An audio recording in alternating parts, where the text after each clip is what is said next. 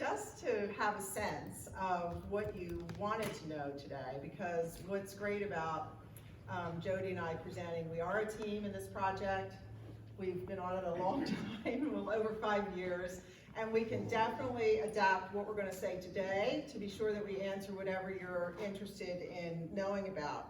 So what would help us, if we had a sense of like who's in the room, if you're looking to learn how to implement the protocol, if you're designing a research project with this protocol that you want to take into consideration if you already facilitate things. So how about we start off with, are you practitioners? Who's a practitioner? Okay, and who are researchers? Okay, and who's thinking about maybe learning this particular protocol and putting it into action? Okay, well great. So we'll address different areas at different times, and we'll certainly have time at the end to take any questions. So just a way to start, as far as like who are we? So we are, in fact, I was glad the room was heavy on practitioners, because we are the practitioners. We are not the researchers. Yuval and Prudence and another gentleman, Ari Lowell, they were the primary researchers, so those sorts of questions we might have to defer, so we'll see if we can answer them if they come up. But we're definitely the ones that were the ones practicing. Myself, in particular, I'm Debra, and I was the mental health professional, and we work as a team. So there was always a mental health professional present, and there was always the equine behavior specialist, who is Jody. If you want to say a little thing about yourself, Jody. I mean, I've been practicing in this area since 2009, and I have a history, as you can see on here, in trauma and a lot of different areas. And I've been interested in the on-the-ground work with horses since I read Linda Kahano's book in 2002. Power of the Herd. Yeah, no, this was the Dow Backus. Yeah. But Power of the Herd is great too. And I've been practicing just about since then, and then formally we got involved with the Agala organization. And since then, we've become great students in lots of opportunities. Yeah, I'm an equine specialist and Debra's teammate. How many times are we going to say that? Yeah, we're going to say it a lot because we really do believe in the team approach, and that is what's important in this particular protocol also. So the sort of an overview of the Mano work protocol, it is a group treatment. And the thing about that, how many people in here work with groups? I mean, my experience with groups, and you can let me know if it's not yours, but my experience is there's such a power in the group itself that each of the members, so people are nodding, that each of the members in the group also have so much to offer each other, particularly in this treatment, manualized treatment protocol, because they have a common experience with their diagnoses, and they also have the common experience with their military service. It's also experiential.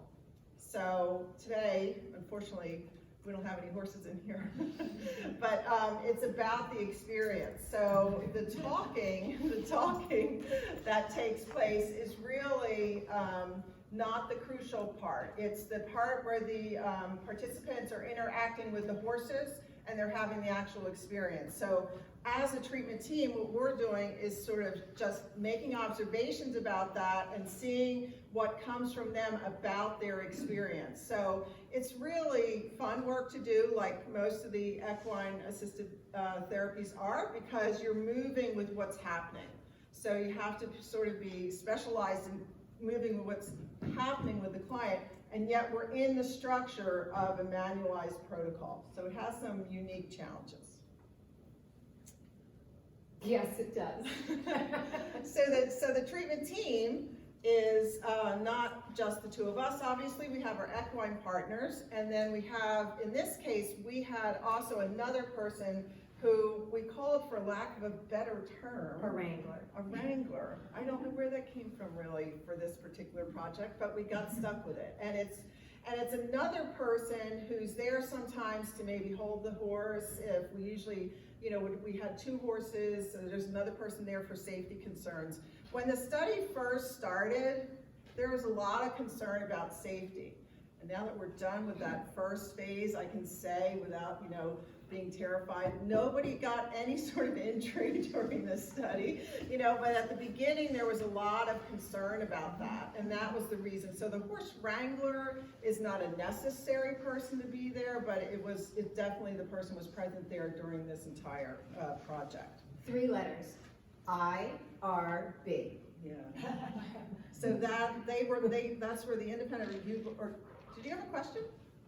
I did have a question about that. Do you have a equine behavior specialist as well as a horse handler, or are they Correct, the same person? as well. No, Okay, they are not thank the you. same person. Thank you. Right. And so the treatment was 8 weeks long, and 2 or more horses. We had it in a round pen, and it went for 90 minutes, each treatment. And there was a meeting area as well, where all the veterans came to one place. They did their paperwork, they knew that that's where they were supposed to go, they weren't wandering around the property. The property that we did the project with at the Bergen Equestrian Center, which is literally over the George Washington Bridge from New York City, it's a public facility that's privately run. So there were riding lessons going on with little kids and adults, and there was hunter jumpers, and there were dressage people in the other ring. So and we were on 25 acres. So there was a lot going on. So we really had to be mindful of sort of the track that the veterans were walking to get from place to place. We had to, mark places like not today, not now. And we educated our, all of the other people who were participating at the barn in what to do and what not to do. So once again, just a little outline about who the human treatment members are. The experience that's here for the mental health professional, that's like the ideal thing. So if you don't check all those boxes, you do what a mental health professional does, which is you get training in the box that's not checked, you get supervision, even though it's an equine therapy, all your mental health practitioner requirements are still in place, so you would do the same things. Ideally, you check all these boxes, but you don't at first, then you make sure you fill in your blanks. As an equine specialist, again, this is the preferred experience. We want someone who is intensely curious about horse behavior and has really studied it and is really open to what the possibilities are in the actions that the horses are taking. And that's an interesting description, because we want the same thing with the mental health professional, which might seem quite obvious, but a lot of times, in my experience and in my experience with trying to help people learn this protocol, people have agendas, and therapists have agendas, and they think they know what's best for the client. So I would just say that in addition for the equine behavior specialist to stay curious, the mental health professional has to stay curious and go where the client's going. So some of these things seem really obvious, but when we've been rolling out this protocol, we've come to realize that sometimes they aren't as obvious as we thought they were, since we've been swimming in this for like 5-6 years. So some of the things we thought didn't have to be mentioned, do have to be mentioned sometimes. And the one thing we don't even have on here to check off a box for the mental health professional is group therapy practice. Yeah. So having some experience in group therapy as opposed to just individual. The other thing we found out, they seem really obvious, but I gotta tell you, they came up. So we were kind of compelled, and Prudence encouraged us to say these things. Some of the things that I thought were naturally in place for a licensed mental health professional were not there, such as no dual relationships. Yeah, right, seems obvious. No side conversations outside of the group, everything stays in the group. So some of the normal sort of things that we took for granted would be in place weren't. So just remember, it's just like moving your mental health practice into the ring. All those other things still apply.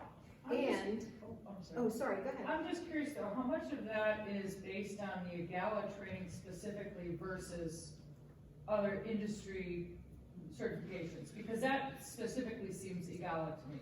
What piece? All of what you're saying seems a little different than, with the mental health, I mean, you do with the mental health professional and so forth, but I think with, some of what you're talking about sidebar talking and stuff like that. No, to me, that's a mental health, It licensure is to a thing, like, point, we but I don't think have like to side me, conversations. no, I'm just curious at how much of the influence of EGALA is in this particular model. Well, that would be hard to tease out, and I'll tell you why. Because Jody and I and the other team, which is April and Bonnie, who they mentioned, we have all been EGALA trained. So so we don't have a comparison. Okay, I'm So just we curious. were, yeah, no, makes that's sense. good. Okay. But I actually think though the things you mentioned are definitely things that licensed mental health professionals should know. And they were the people stepping out of the box. They were the ones having a sidebar. That stuff is not necessarily, the training that I got for equine therapy. That is 101 to me, but we have learned that it's not always present. And there's another thing, which I think is really, really, really important. We were at some amazing PATH centers, and, sorry, I'm getting a little verklempt. They care about their veterans. And so they have a number of programs for their veterans, and they don't want their veterans to miss out on anything. And when you're in a research study, you have to have some boundaries.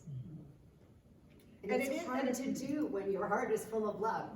And it does present a really unique challenge when you're at a facility, which we were not at in Bergen. When you're at a facility and your participants are going from your program to another program to another program, and they really have had a different relationship. But what I would recommend in that case is that those people do not move program to program, because then they don't have that relationship that they had when they're riding, or the relationship that they had, in something else, or when they're helping out at the barn. You'd have to really keep separate, or you're going to keep bleeding these lines, and it's very critical. And it's not just critical from a licensed mental health professional standpoint, it's critical for the group, because the group needs to be its own group. And if somebody in the group has a special relationship with one of the treatment team members, that changes your whole group dynamic. And what we're trying to do here is foster the idea that they can support each other, that they can ask for help from each other, from a fellow veteran, that they can, depend on each other and work as a team. So you can see how it can get very convoluted when you have a program that's offering an extraordinary array of services, and you have to be able to delineate and break out who's doing what. And then We have our equine team members. That's Yuval and Jack for an interview. So Jack can right up for the interview. He decided to be part of the interview. Jack always wants to be part. Yeah. So there is a piece you can see it, like he's nibbling on Yuval's ears, and Yuval is just like laughing and petting him and whatever while he's having this conversation. So it was 2 horses per 8 weeks. The idea was that the equine partners would be in partnership with the veterans for the entire duration of the 8 weeks. The only time when that didn't happen was when we had a horse pass away. Right before a session? Yeah, we had one right before a session, 15 minutes before the session. Both were elderly, and both were completely engaged until the very last moment. So here we are, right, and we're following this protocol, but this is an unusual circumstance. So we had to manage that unusual circumstance. We needed to help not only ourselves, and For sure. particularly at that point too, the horse wrangler happened to be somebody who worked at the barn, was very close to this horse. It was a tough thing for that, but it was managed with the clients. It was not acted as if that, There they was were no told what silence happened. about it. Yeah. No silence about it. So sometimes you have to adjust, even though it's a manualized treatment, you have things that come up unexpectedly. So we were looking for physically and emotionally fit horses, and we can all sort of dive into that, but I don't think that's what we want to do here. They just needed to be able to walk comfortably, trot comfortably, and maybe a few canter steps because there was a join up the last few weeks. I didn't really want them to be visibly limping. Then that takes sort of the group in a whole different direction.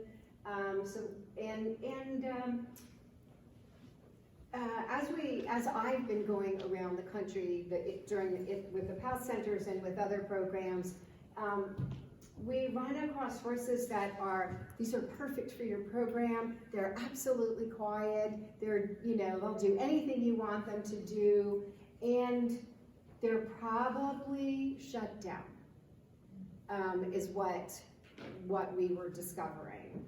And the cool thing is, once we had an opportunity to just let them sort of be by themselves, they came back really fast. They weren't ultimately chosen for that particular program, but it was really fun. Like, I sort of added a little pressure on one little mare, and she, her head came up and her ears went up, and all of a sudden she kicked out, and I went, yeah, hire her. And everyone else went, oh, no way. And we had in the program a rather large horse and a smaller horse, because there's always two horses. And for the 8 weeks, we used the same two horses unless there was some unforeseen circumstance.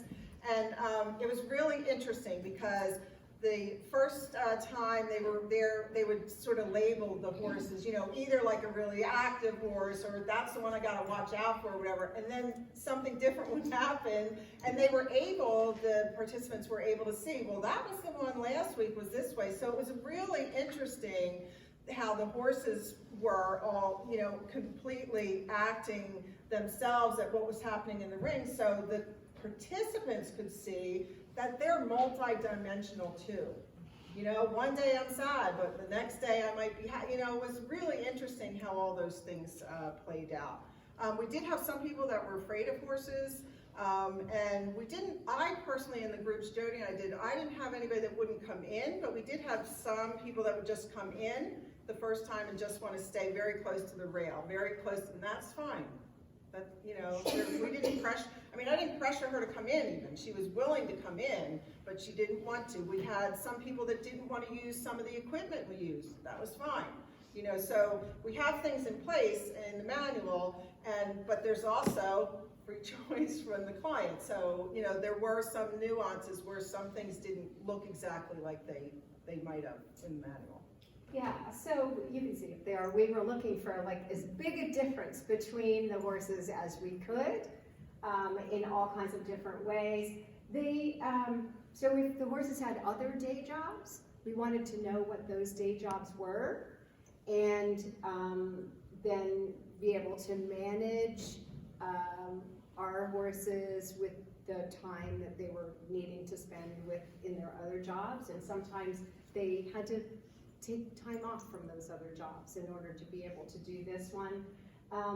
And we took a look at sort of how stress affected them.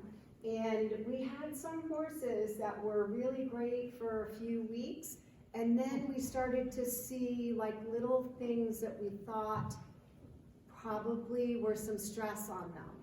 And we just got curious about it. And so, I would take one of them in early, and one just needed to roll before the clients came. And as long as he got a chance to roll, he was fine.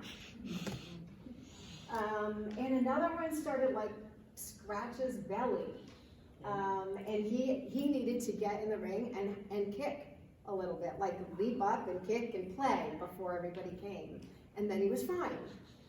So just sort of really watching closely for stress signals. And there was even one horse that We did one 8-week thing, and then they were taken out of They the were program done. because it definitely, Jody noticed things that she just thought it was not, you know, the thing that was good for him. So, so you just have to have somebody like Jody who really knows what they're doing and be paying attention. Well, and we were also lucky because our horse wrangler was also the horse manager at the farm. And there were 100 horses out on that farm, so she knew sort of, exactly who we were picking. Yeah. Okay, back to the slide. Can I ask a technical question? Sure. In terms of the round pin, I know you've got very specific criteria here. Was there a particular size that was designated to be consistent? Like how big was the round pin, or was it? Ours was 10 feet smaller than normal, just because of the space that we were in. You'll get a chance to see it. Okay, It's actually a round pen in a square room. gotcha. And it was perfect for us because we had sliding doors that could close. We had an outside door that could come up so we could have fresh air come in. So I think ours was 60 feet. We make a recommendation, but, obviously, You're gonna like, we do- had to fit ours in a square room, so. Just curious. Yeah, and we're gonna, I think we're working in a square, round pen sized place, when we start the young But people's As program. elementary as this might sound, you do want it enclosed though. Yes, You do want it closed, because you do want it enclosed. right. We did have, A round pen that wasn't enclosed, right, not that we worked with. So, some things you think are very elemental, and sometimes you have to be very close. Closed, is that for the plank? meaning a closed A circle. closed circle, not a circle with an open piece to it. So like, somebody might put it in a big paddock and they leave a piece out. Oh, No. Oh. but just a completed round pen, A completed not round pen. doors that close all around. Yes. No, no, no. Okay, got it. Yes. Okay, thank you. Yeah, we actually, the Okay. space we use, Exhale. the space we use, we probably could have just used the space because Yeah. it really was the size. But when we were doing it, there were also, everything we did was videotaped. So there were people out on the outside of the round pen, on the outside of the rail. But the horses and the participants and us completely forgot it. But they were very innocuous. They were the Columbia team that they sent over, and they videotaped everything, and they were like a non-issue. But everybody knew who they were. The participants knew who they were and why they were there. And they knew what they were supposed to not do. Yes. Hi, cute horse. Yeah. Okay. I don't think we have. No, I don't either. All right, so this is why I was rushing all of you in, because we have things we want to be sure we cover.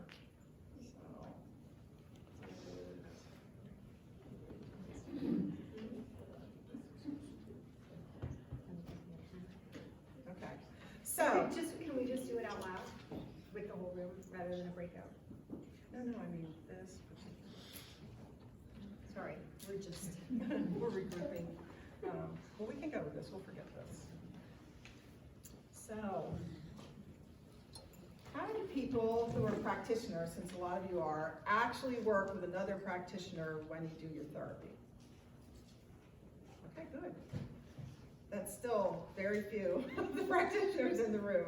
And the reason why I say this is because Jody and I really wanted to spend some time on this, because the human team does not come together naturally.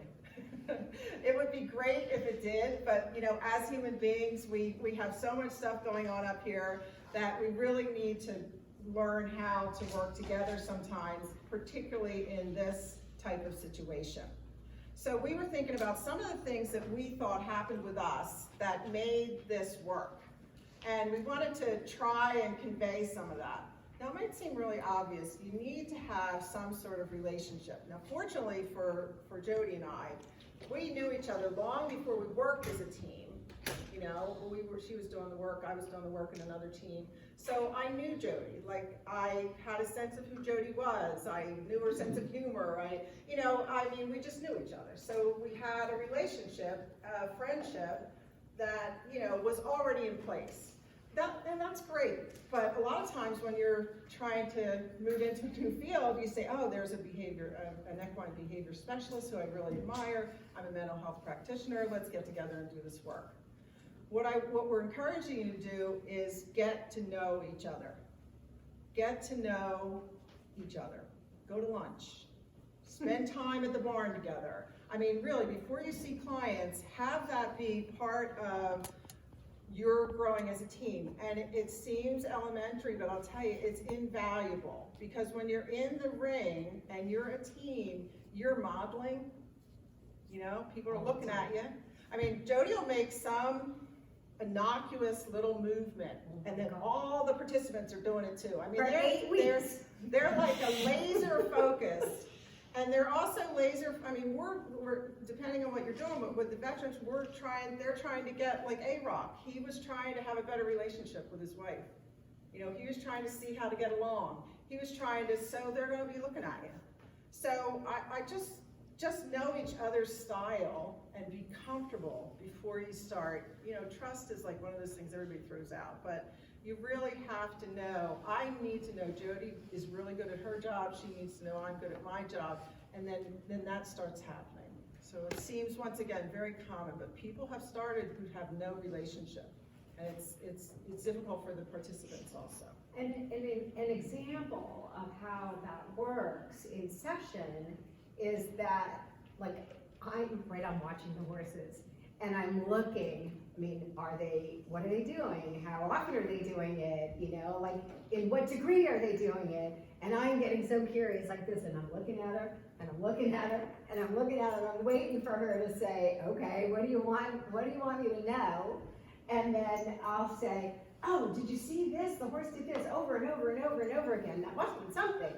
And she'll go, well, or Jody will want me to say something, or I'll want Jody to do something. So this could happen too. Like, I have my own horse, I'm around horses, but the horse will be doing something and I'll be getting nervous. Maybe I'm getting nervous about the participants, I'm getting nervous about myself. I just did another session with a basketball team, Equine Learning, and I said to my equine specialist, which was not Jody, so save me. I mean, there were like, you know, so I mean, things can happen, right? And you want to not be saying, save me, you want to just be over say, Jody, you know, this is scaring me a little bit. And Jody would say, don't worry, everything's okay, you know? So, I mean, that kind of stuff happens if you know each other, you know? Because when she tells me everything's going to be okay, everything's gonna be okay. She's got this. and when that happens, like, when we're on the precipice, so is the client. The horse is showing that to us, right? We're having questions about what it is that they're showing, and it doesn't matter what we think.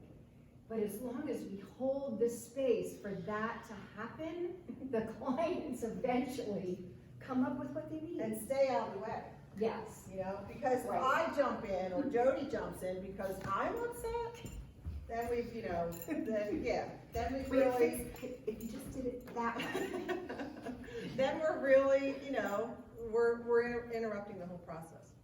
And then, so communication, right? So Jody laughs because I have an undergraduate degree in communication and a master's degree in communication and then a master's in counseling, okay?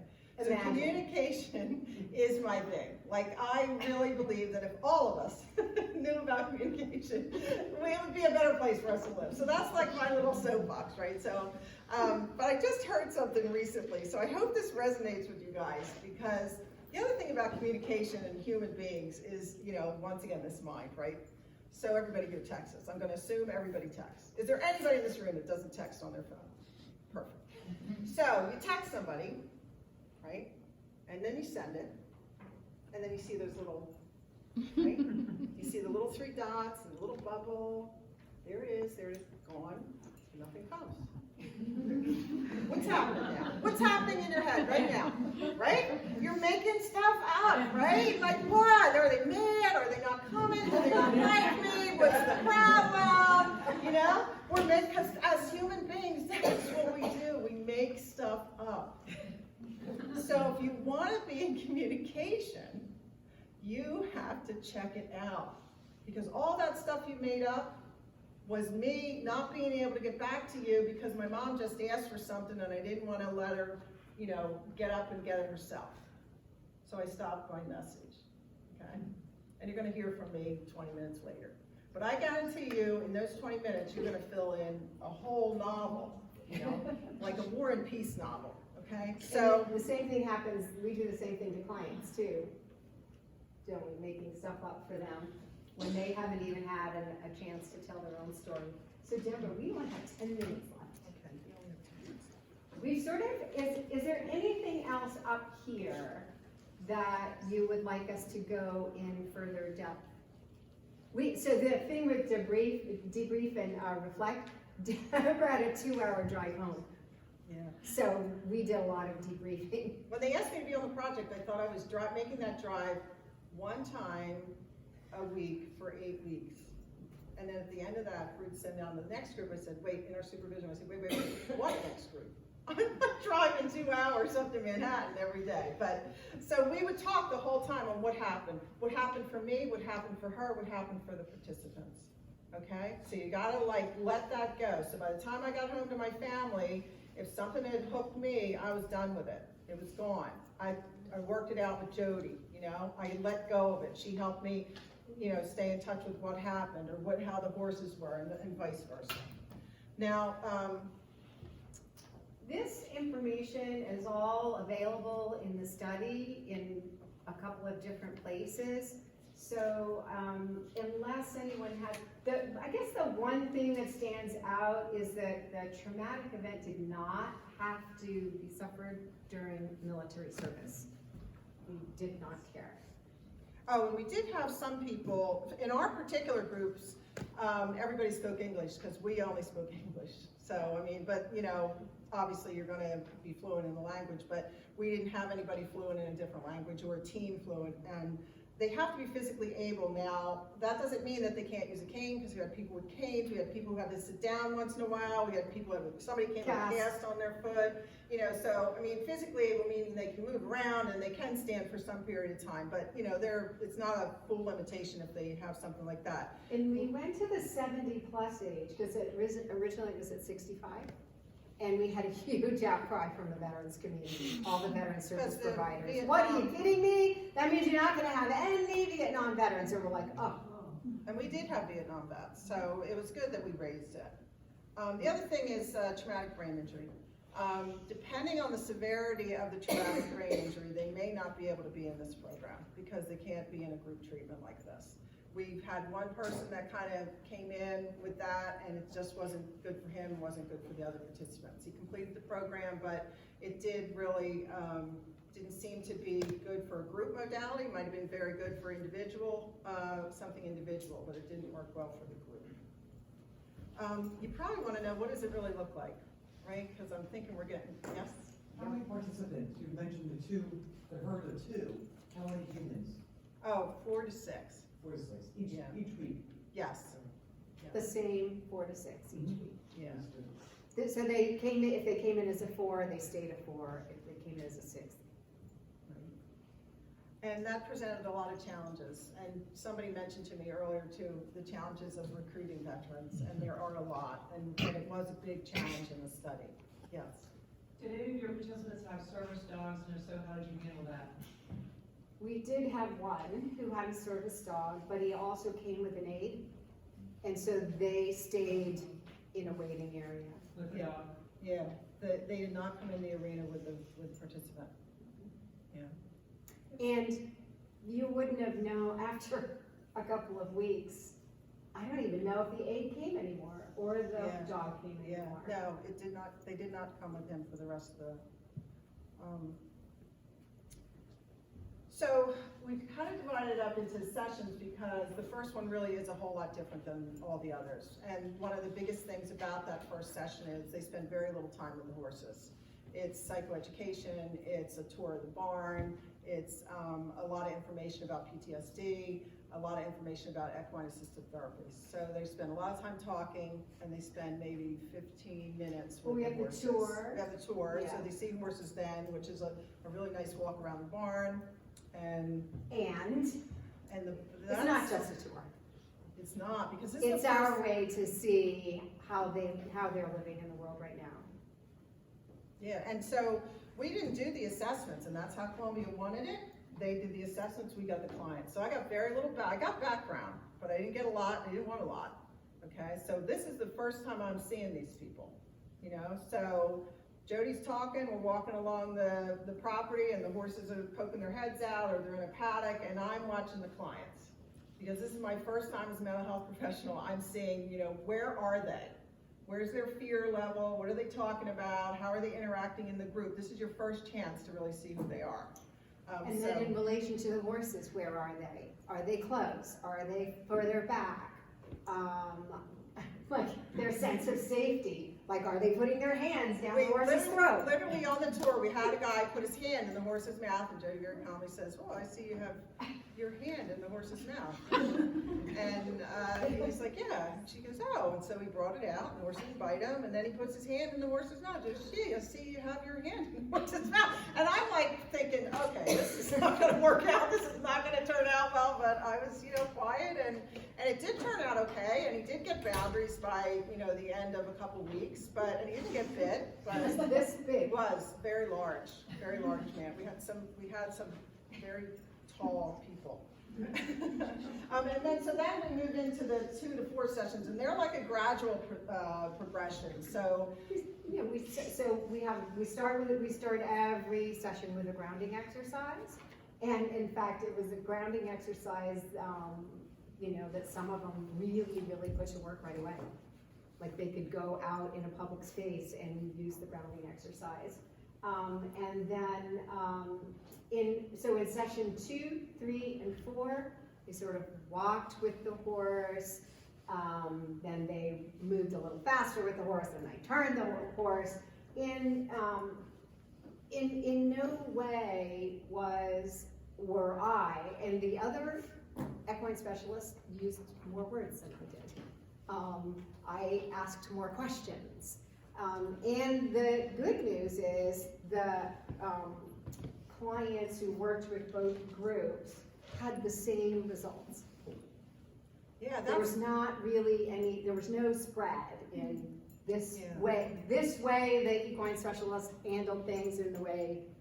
and the same with mental health, because obviously we're individuals too, and we have different styles. So it was really quite fortunate, actually, you know, that we were very different from each other, because it really brought something to it that we weren't aware of was going to be, you know, another added tidbit that it doesn't matter. Not that the mental health person's interchangeable, Well, but any style, you know, within this scheme can Yeah, kind of and work. in my mind, what does that tell you?